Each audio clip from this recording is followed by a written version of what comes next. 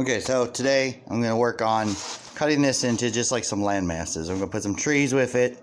Like I've done with the other stuff, you know, it's just simple little things. Now I've already gone through with the hot wire and I've cut this, which it's probably going to need to be done a couple more times over to give it a rough shape, which doesn't look too bad. I'm going to have to fix up these corners here and some of this. This is alright. That's a little bit too steep. Of course, I mean, if it's steep, it could be fine. It's however you want it. You don't really need to make it something that's like super freaking strict and strong. But as long as your models can get on it without making it look like they're climbing up Point du Hoc. So, that's that. And I'll get back to you in a minute. Okay, so I finished up cutting about as much as I want off of this. I made this nice little ramp here so you can actually drive vehicles up onto the top of this hill. Most of it's in decent shape, not too steep. It's pretty nice and flat where you can still, I wanted some steep sides like here. This way you can't run up this. You have to come up over here or even on the back side or on the front side. Some of the things I'm going to try today is this Massmont peel and stick, which is nice because you just cut it to the shapes that you need it, peel off that cardboard backing, and then you can just stick it right on there, and you really don't need super glue. I mean, you can give it a dab or two, but don't really need it. The only downside with this is, if you could see right up in here, it's almost see-through, so you might want to use a little bit of flocking, but I mean, it has little pieces of wood in it and all your different kinds of mosses, and gives a different variation in color.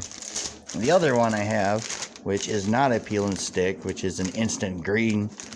It's a 6-foot squared roll for 20 bucks.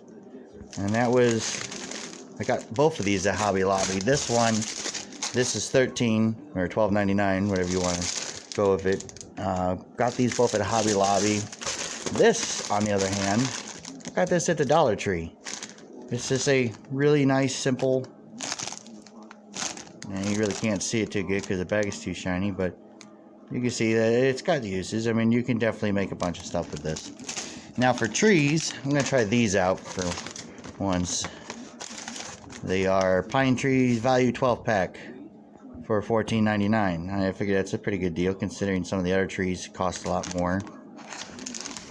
And then I got some smaller ones, which is in $14.99. But yeah, got a couple different colors in there, different variations. They come with bases, so it's not that bad of a deal. Just trying something new. Some of my other stuff, as you can see, I don't have a whole lot of workspace. I've got one table, so all my buildings go over here. Most of the other stuff that I built, like this one, these trees also came from Hobby Lobby. If I can get it to focus. A little bit better trees, smaller ones. A couple of these other ones I got in value packs that just were cheap. Let's see how they worked. Or I just use actually real sticks.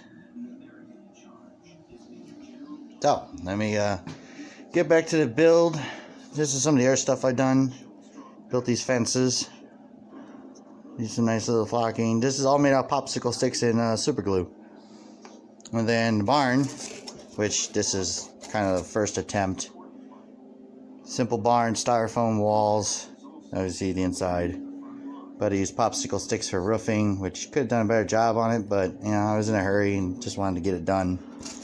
All this other stuff I bought though. I mean, I bought these from Foreground. Most of the houses from Foreground. I'm not really sure where I got these from online. They're just simple little buildings. This one is supposed to be a Normandy building. I don't really care for it too much because it's very, I don't know, it's just cheap. So, that's basically what I've started on right now. Also got some lights for when you do nighttime fighting. You can turn lights on in the buildings. But yeah, let me get working on this and then I'll update you guys as soon as I can. Alright. Okay, so got a bit of foam board here. I beveled the edge of it so that way it sits flush on the table with this mat. And I hot glued it down onto it. Now I tried using Elmer's glue. You know, I don't want to wait that long. It takes forever, it seems. So a little bit of hot glue, you know, let it cool down just enough so it doesn't melt your styrofoam and stick it to it. I did the same thing here with this top piece. I'm going to have to trim this up, or I'm going to use some spackle and fit in these gaps and cover this all up to make it look a little bit nicer, to you know, give it some definition and tones. Now, I'm not the greatest painter in the world. You've already seen that by looking at some of my other stuff. I don't use any washes because I just haven't made any. So if I'm going to paint this, probably going to spackle the whole thing and then give it some dirt paint. Then, you know, I don't really know. I'm just kind of winging it right now. So leave some comments below. Let me know what I should do differently, what you want to see or anything like that, because this is my first go about of actually making something this size. I mean, you've seen all my other stuff. It's tiny. So, alright, so this is the spec I'm going to use, DAP, you know. Got it at Walmart. I really don't remember how much it cost, but works pretty good. It's white, you know, not any bright colors, anything like that. Easy to cover up, dries pretty quickly.